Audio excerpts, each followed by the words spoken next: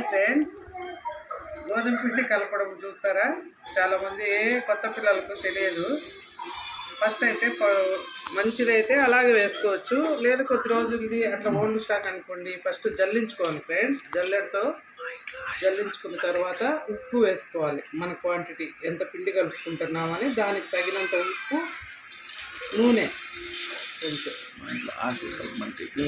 Salt, oil లేదు కొంచెం వేసినా నేను ఫస్ట్ చాలు.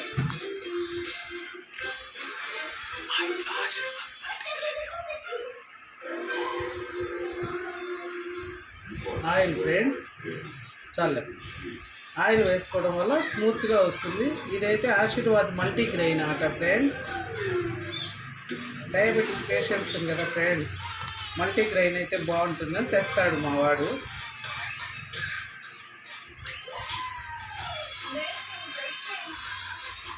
వాటర్ మాత్రం ఒకేసారి పోసుకోకూడదు, కొద్ది కొద్దిగా వేసుకుంటూ కలుపుకోవాలి ఫ్రెండ్స్.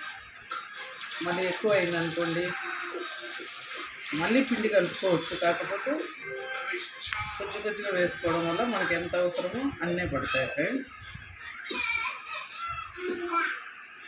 ఇంకా కొద్దిగా వాటర్ కావాలి. సంథింగ్ ఇంకో బాటిల్ తేపన్నా దీంట్లో అయిపోయినాయి.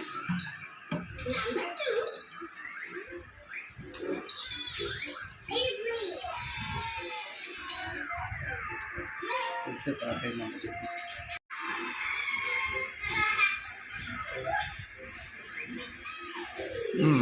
అంతేలేండి, నా అప్పుడే వద్దరు.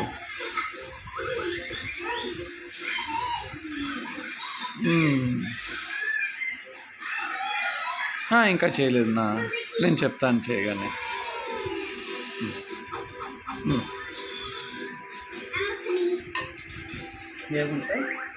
చెప్పు చెప్పు.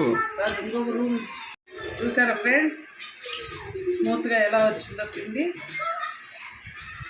ఇలా కలుపుతూనే కొందరు ఇంతే చాలు అనుకుంటారు, కానీ తర్వాత బాగా కలపాలి ఫ్రెండ్స్. ఎంత స్మూత్గా కలుపుకుంటే చపాతీలు అంత బాగా వస్తాయన్నమాట. చూడండి ఇట్లా. అసలు టెక్నిక్ ఇక్కడే ఉంది ఫ్రెండ్స్. మనం ఇది కలపడంలోనే చపాతీలు అంత సాఫ్ట్గా వస్తాయి.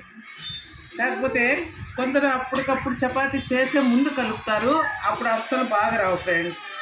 ముందే అట్లీస్ట్ 1/2 అవర్ లేదా 1 అవర్ ముందు కలిపి పెట్టుకున్నాం అనుకోండి, సాఫ్ట్గా వస్తాయి. పిండి కూడా చాలా బాగుంటుంది. చూడండి మనం కొద్దిసేపు కలుపుతున్నాం, చూడండి ఎలా అయిందో. చూడు పవన్, టచ్ చేసి చూడు ఎంత మెత్తగా ఉందో. వెన్నెలా మెత్తుందమ్మా. అట్లా కలిపేదాన్ని బట్టి ఫ్రెండ్స్ మనం ఎంత బాగా కలుపుకుంటే అంత బాగా.